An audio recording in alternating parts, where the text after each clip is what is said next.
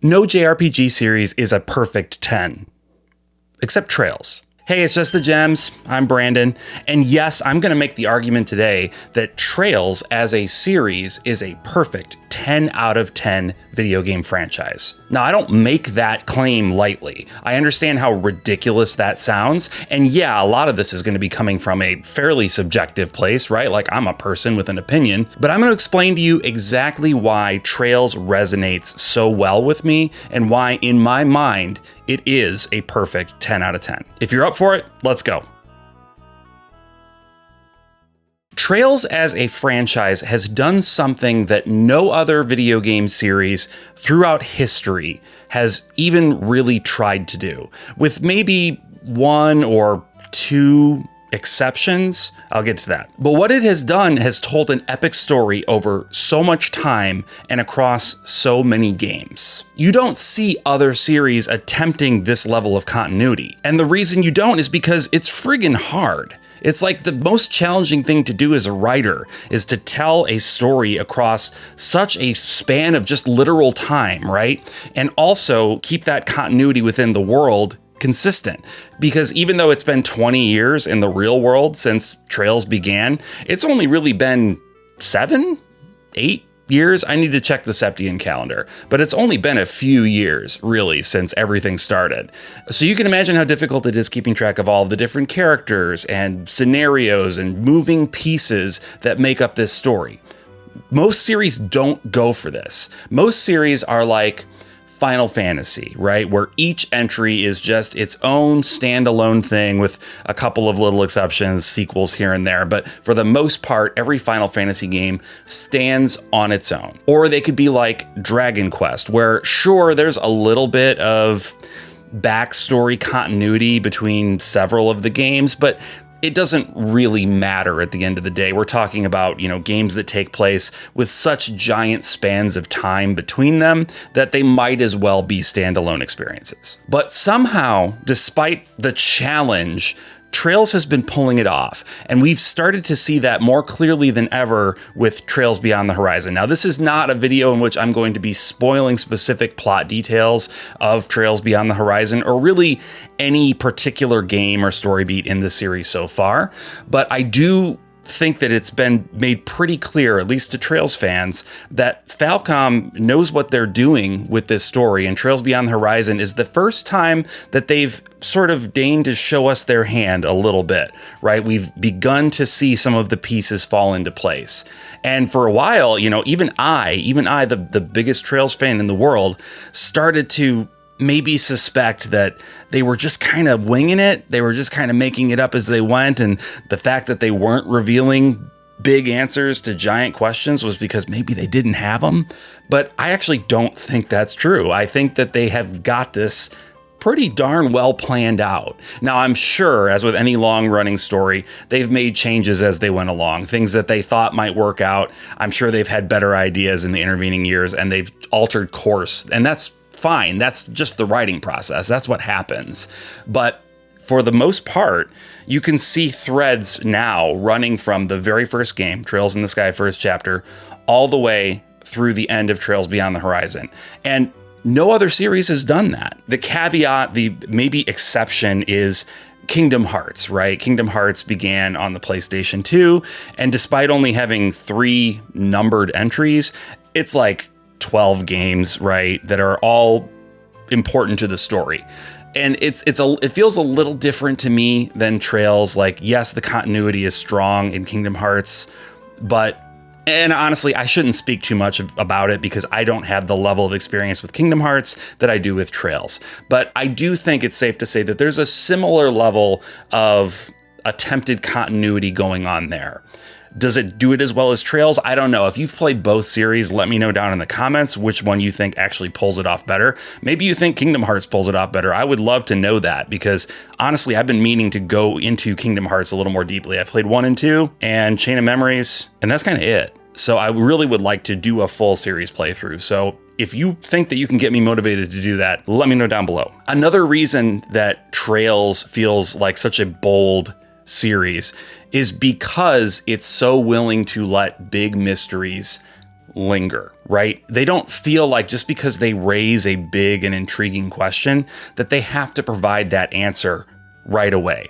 Like, case in point, there are questions raised in Trails in the Sky first chapter that don't get answered until Trails Beyond the Horizon.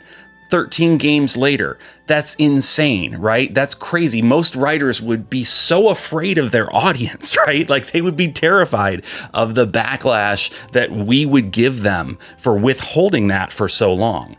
But Falcom knows what they're doing. They know how to give us just a little bit more each time. Each game that goes by, they give us a little bit more, and they still hold on to some of these big, tantalizing mysteries that run through the series. And at a certain point, honestly, kind of fade into the background, right? Like, I think about like the Epstein stuff that's brought up in the very first game. You learn about the Epstein Foundation and how this scientist discovered orbital technology, and it's just a part of the character's world. And you might not even think that much about it then, but as the series goes on, it keeps coming up and it keeps coming up until finally Trails Beyond the Horizon is just smacking us in the face with some of these gigantic answers to these massive questions that we didn't even really realize were growing in the background the whole time. It's like genius level storytelling, and I don't know how they pulled it off. How did we not get furious with them? I feel like I should have been furious. I don't know. They are willing and able to hold on to some of these big answers, these giant revelations, because they know it's just not dramatically the right time to reveal them. And that is just courageous. It maybe seems a little bit silly to talk about the writers being courageous by like withholding things from us, but in a way it is, right? Because backlash is real and people do get mad, and creators do get death threats, and they do get horrible things said to them and about them, and horrible things done to them, frankly. So the fact that they are willing to do these things with a fan base, as, to put it charitably, as animated as the Trails fan base, it's remarkable. So they know what they're doing, and I am confident in letting them lead the way. Okay, I know what you might be thinking. It's true, Trails has never been the cream of the crop, graphically speaking. It's not an ugly game by any means, or an ugly series, right? Like Trails in the Sky first chapter and second chapter and the third, and the Crossbell games, they do have that kind of Duplo looking characters thing that I'm not personally crazy about. I know some people like the character sprites in those games. I've never been crazy about them, but the 3D rendered characters, I think they look good, right? They look fine. You can tell that the budget for especially like the Cold Steel games is low, and the engine that they're being developed in is not the most advanced, but Falcom still does a lot with a little. It gives us a world that I think feels more beautiful and more grand and more vast to us because of how it's presented. So in the Trails series, you will revisit places often multiple times across different games. And what that does is that allows us to develop an emotional attachment to the place. Right? Like, we feel like we know this land, this town, this city. Crossbell, I think, is honestly like the case in point. And if I'm being really honest, I can't wait to get to the remakes of the Crossbell games, because I just feel like it's going to be elevated to an even higher level. In Crossbell, you spend the vast majority of the game in the city of Crossbell, meaning that you are interacting with people, NPCs and other, more important characters consistently over the span of 2 games, right? Like, you are spending time with these characters. You're running around, you're doing errands, you're going on quests, and you're interacting with these NPCs, and you're getting to know people. Like, I remember one of the coolest moments for me, and this may seem silly, it is kind of silly, but like one of the coolest moments for me was in the Crossbell games, I think it was in 0. was I was just wandering around and going inside buildings, and I went inside an apartment complex, and I went inside someone's apartment because it's a JRPG. You can just do that. You can just go in people's houses. It's fine. And I ran into a woman who didn't come out and say it explicitly, but I realized, oh, this is the mother of two of the characters that I've met, one of whom is like an incredibly important character.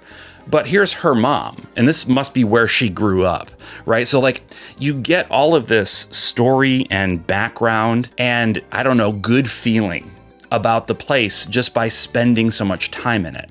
So Falcom has kind of almost tricked us into falling in love with a world that on a pure horsepower polygon level is never going to match up to something from a big AAA studio, right? This is not Final Fantasy VII Rebirth, which is frankly one of the most beautiful games I've ever seen in my entire life on almost every level. But Trails is able to do what Final Fantasy VII Rebirth does without the graphical horsepower. They do it through our emotions, through the controlling of our emotions. That sounds negative, but like, that's what telling a story is. Like, you are trying to manipulate the audience's emotions so that they feel the way you want them to feel in any given moment. Falcom does such a good job with that they have created a world that we see as just beauty, even though it's, you know, not built on the latest and greatest tech. The main cast of every Trails game is phenomenal, and it would be like an A+ cast in any game in any series. Take any major cast of characters from any of the games, put those characters in a different game unrelated to Trails, and they're like the best cast. They're an A+ cast that people would be talking about for ages. People would never shut up about, right? It's like the cast of Chrono Trigger. People just won't shut up about how great all these characters are. That's how these characters are, and the fact that really we just talk about them within the Trails community is because there are so many of them. Every game just keeps upping the ante, and even though like in some ways the casts get better and better and better, it's still really easy to pick out a favorite cast from among this like S tier level casts of these games. It's incredible, right? Like you start out with the Sky games and you have Estelle and Joshua and Sherazard and Olivier and Jean and Tita. Like it just goes on and on and on. And that's just the first game. Okay. And then they're back in the second game and you get some new additions like Kevin Graham, who in the third game kind of takes the lead, and you get Reese and you get, you know, to re-experience all of the characters that you met along the way, including getting some more that you've met but haven't really fought alongside in the third. Like the cast just keeps growing.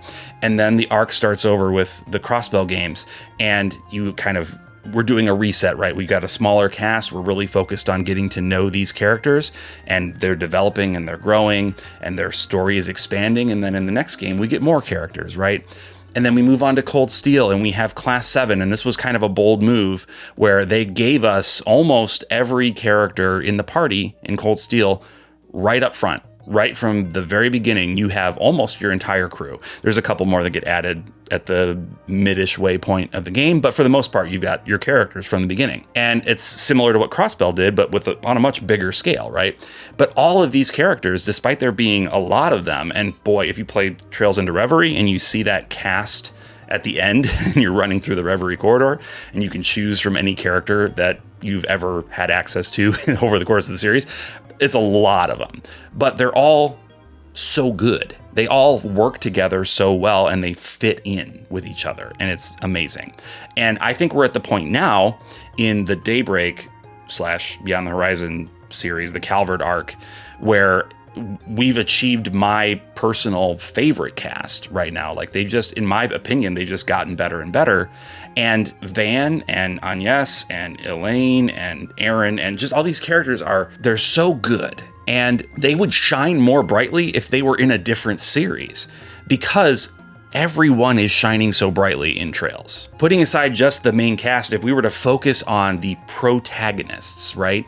I don't think that there are better protagonists in JRPGs than Estelle and Van, right? Kind of bookending the series for me right now, but Estelle, our first main character in Trails in the Sky, and Van starting with Daybreak. These are the best main characters that have ever been, in my opinion.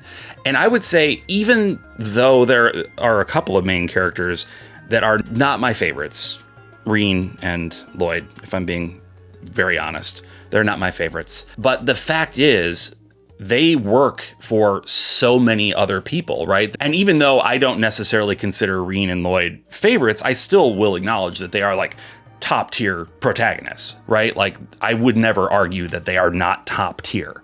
And that's another thing that Trails has going for it, is that there are so many different kinds of characters that can appeal to different people, right? Like, I love Van and Estelle. Some people are crazy about Lloyd, and he's probably my least favorite out of the bunch. Not that he's bad, just that he's my least favorite out of the bunch.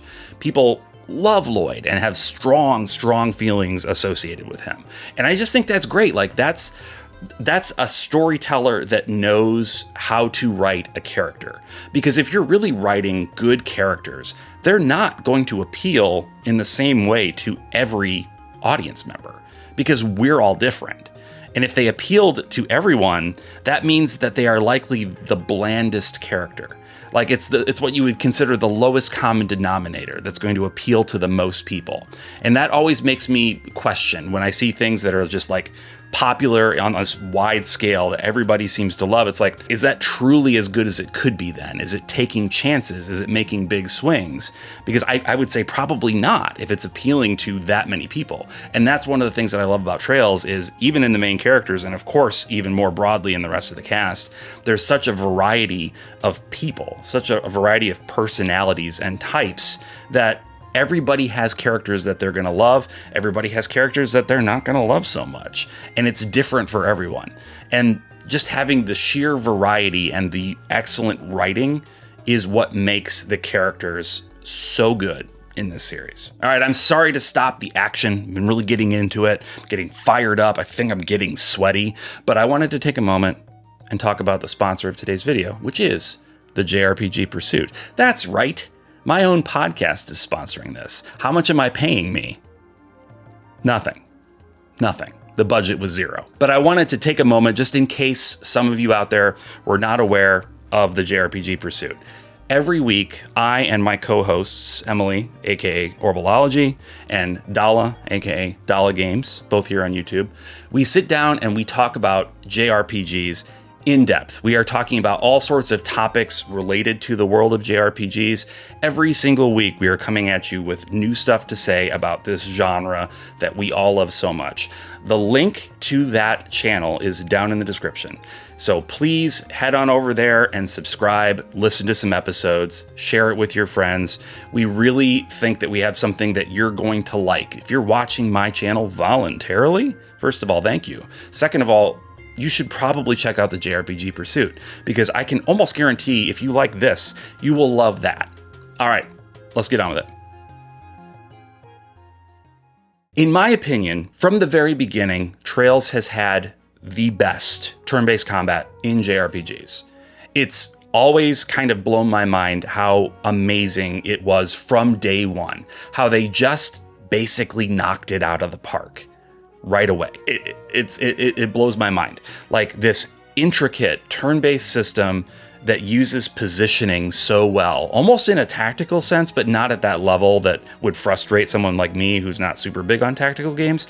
It uses positioning and skills with different sorts of targeting that really makes you think about how you are going to approach each battle. If there was one downside to the older games, is that, especially by modern standards, they could feel pretty slow. But fortunately, every classic game in the Trails series that you can play now has turbo mode, so you can blast through those battles as quickly as you want to. So really, there is no downside to the original Trails battle systems. I just think they're fantastic, and every entry iterates on the one before it. So they're not reinventing the wheel every time, right? It's not like Final Fantasy, where nowadays you don't know what the next Final Fantasy game is going to play like. You can basically guarantee that you're going to know how to play the next Trails game if you know how to play this one. So they're iterating, they're making small changes, but meaningful, small but meaningful changes in every game. And they continue to do that all the way through Trails into Reverie, until the Trails series introduced what is, in my mind, the best and most innovative battle system that has ever been in JRPGs. And I don't care if it's like copying. I want every JRPG series to do this. I think it's so good. I think it's so smart. And that is, of course, the hybrid action turn-based system. So starting with Trails Through Daybreak, and now going back to the remakes, right? They're using this battle system in the remakes as well. You can choose with every normal battle how you want to fight it. You can fight the battle fully in action mode on the field, using your attacks, using special moves, dodging, all of this fun stuff. If you enjoy action RPGs, it's there for you to use. And you can grind that way, you can blow through low-level mobs, and you don't have to go into turn-based if you don't want to. However, at the push of a button, at any point, you can turn that action combat into a turn-based battle. Push a button, you're in turn-based. So if you don't like the action combat, brother, I got news for you. You don't have to use it. You can just play it in turn-based all the time. It's totally up to you. All you gotta do is turn on the turn-based, hit the button, and you are in turn-based. So I've seen people that have said like, oh, I like the turn-based. I don't want to mess around with this action stuff. The good news is you don't have to if you don't want to. I personally love the action combat, and I think it's just gotten better since Daybreak 1. Like every game that they've come out with since then has, again, iteratively improved on that experience. And the battle system as it exists now is just so good. It's just so good. It's so fun. It's so enjoyable to run around this world and just wail on monsters. And it keeps the pace going, right? And maintaining a good pace is so important to a JRPG. And the crazy thing about this is when I first heard about how Trails Through Daybreak changed the battle system, I was like, that can't be. Like, that sounds like it's just going to be the most confusing mess. Who is going to understand that? Who's going to want to play that?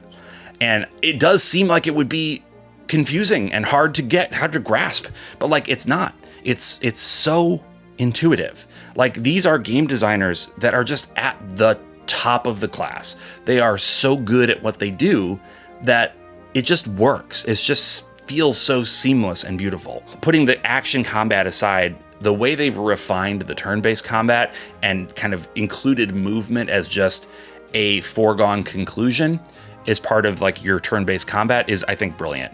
In the past, if you wanted to move a character, because moving is important for positioning in these games, you would have to use a turn, right, to move your character somewhere. And then on their next turn, they could attack, do whatever they wanted. Starting with Trails Through Daybreak and continuing on through every game they've put out since then, you can just move as part of your turn. It's not considered an action. It's not, you can just move within the radius of your movement and set yourself up, position yourself however you want to. And in Trails Through Daybreak and in Trails in the Sky, First Chapter Remake, and I'm assuming going forward, positioning yourself around other party members becomes part of your strategy because you can do follow-up attacks, you can do special moves with other characters.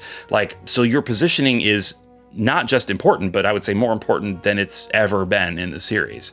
So they're doubling down on the things that work. They're smoothing over the rough edges of the things that maybe haven't aged as well, right? Like if you look back at some of the older games, maybe presents problems that have been solved in future iterations of the same series, right? They've smoothed over all of that stuff and just made it this beautiful, seamless, exciting experience. These games are so fun, you guys. Like, I have zero complaints. I have zero complaints about the combat in these games. I'm somebody who's like so story focused that like in a lot of games, I'm like, can I just put this on easy and just get through it? Like, I might have fun with the combat in most games for a little while, but eventually I'm like, I'm kind of done. We can wrap it up and I can just blast through this and see the rest of the story. That's not how I feel about Trails. Like, I don't lower the difficulty on Trails, right? Like, well, I do sometimes if I can't beat a boss or whatever. If I die multiple times, give me a break. I'm just human. I'm a human just like you. But typically, no, I don't lower the difficulty just to get through the battles because they're fun. I enjoy them and I actually enjoy the challenge that they present, which is bonkers for me. I like it so much. People like me, gamers of a certain age, mid to late 30s, early 40s, maybe even older, we grew up in a time when JRPGs were not as abundant, but the series that we loved were consistent, right? There were tiny gaps between releases in series like Final Fantasy and Dragon Quest, Breath of Fire, right? Like, these were series that didn't take their sweet time coming out. And because they came out so frequently and so consistently, we were able to build affection for them. We fell in love with Final Fantasy because we got 4, and then 2 years or less later, we got 3, right? Like, they didn't spend 10 years producing a game and then deliver it to us and then have most of the fan base hate it. Like, we were getting these games so quickly and so consistently because back in the day, right, they weren't reinventing the wheel every time they made a new game. And that seems to be the direction that AAA JRPG development has gone. They feel like they need to reinvent the wheel every time or people aren't going to buy it. I don't know what is giving them that idea, what message they've received, but I don't think that's true. I think consistency, I think identity for a series is important. If I have a major criticism of the mainline Final Fantasy series today, it's that it has basically abandoned having an identity. Its identity is that it doesn't have an identity. And that, extends from the graphical style to the story, to the gameplay, to the music, right? It's just kind of all over the place. And I can understand wanting to experiment as a creative person. Like, I totally get that.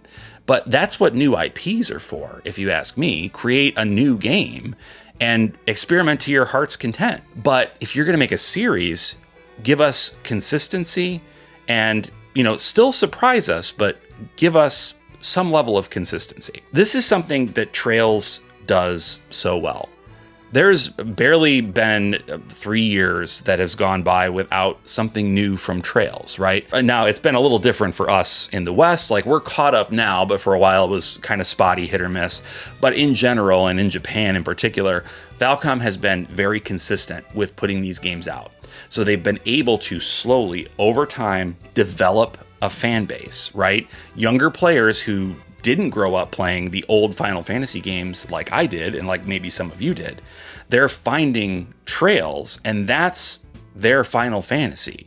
That's their game series that comes out consistently, that they develop an affection for. And I think the way that they do that as a AA studio with, I think, less than 100 developers on staff that are also working on multiple projects. Trails is not the only thing they do, right? The way that they do that is they are masters of the reused asset.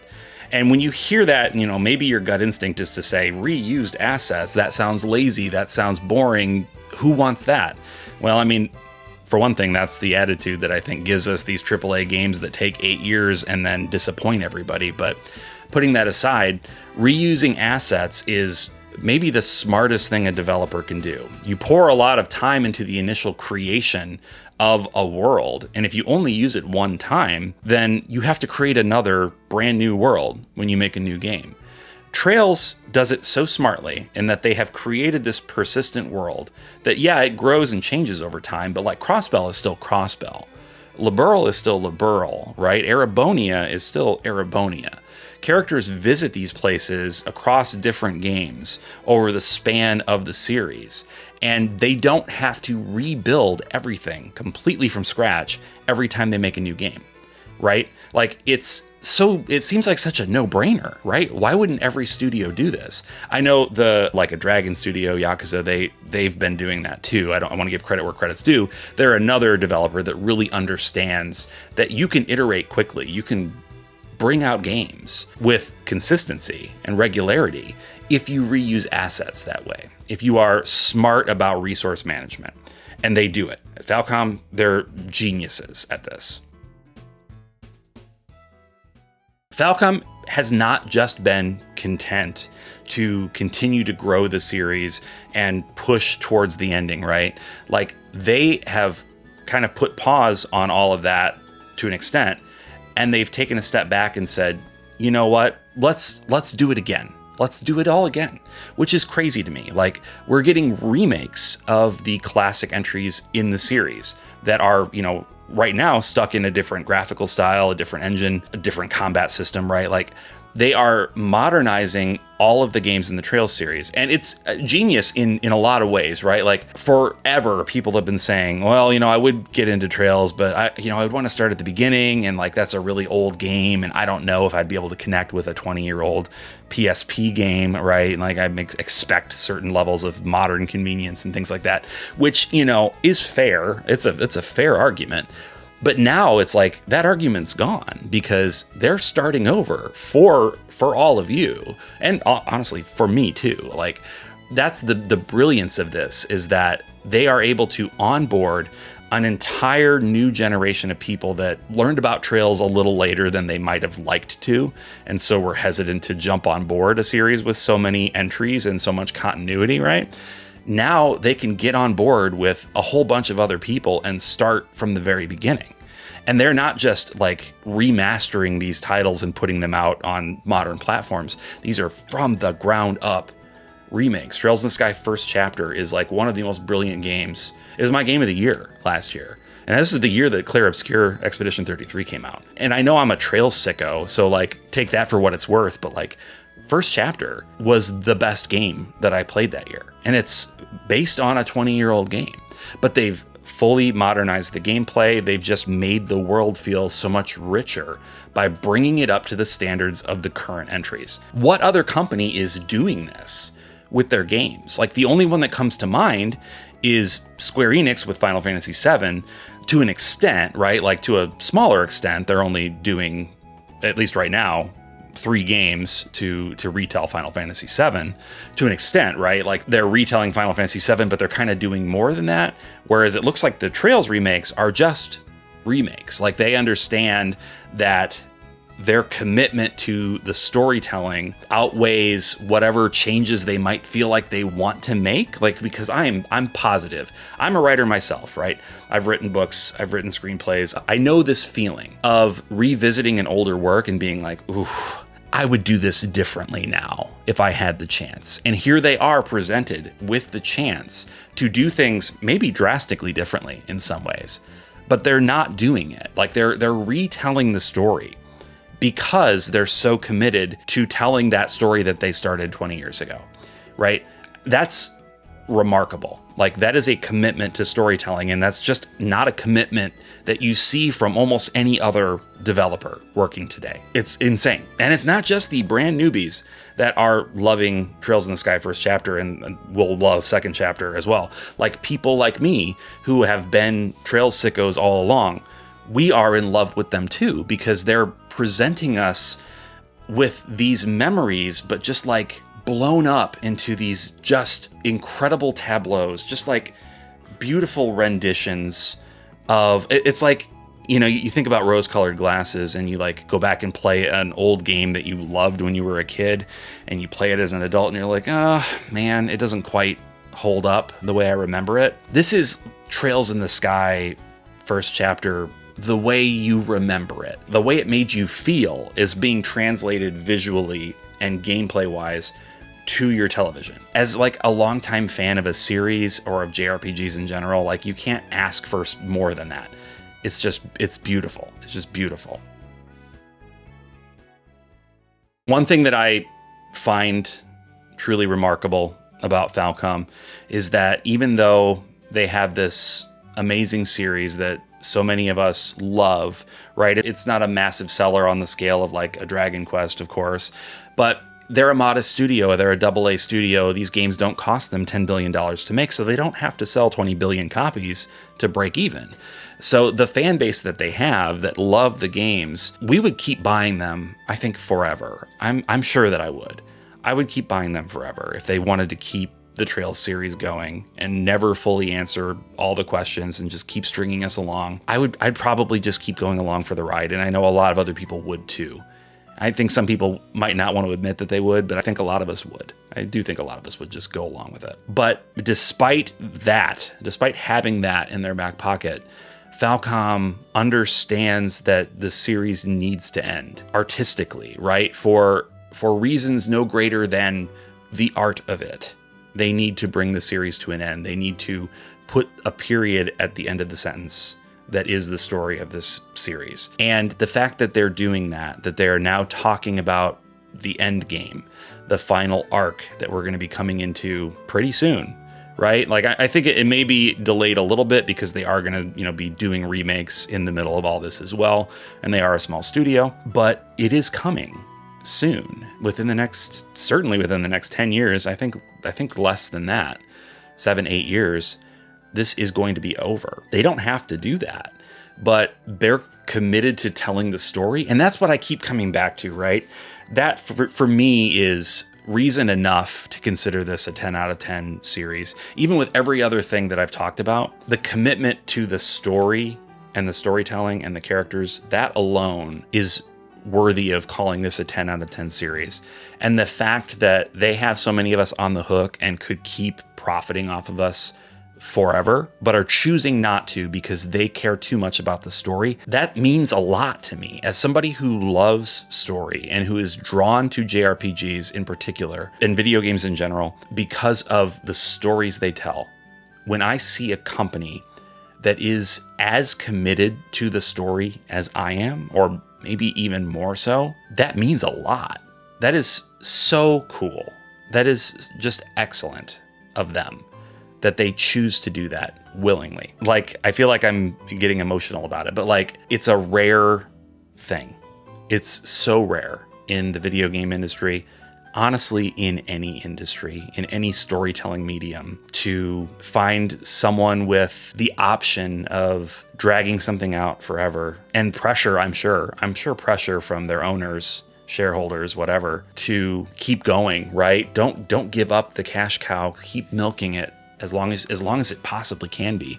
Drive it into the ground if you have to, because who knows what the next series is going to be.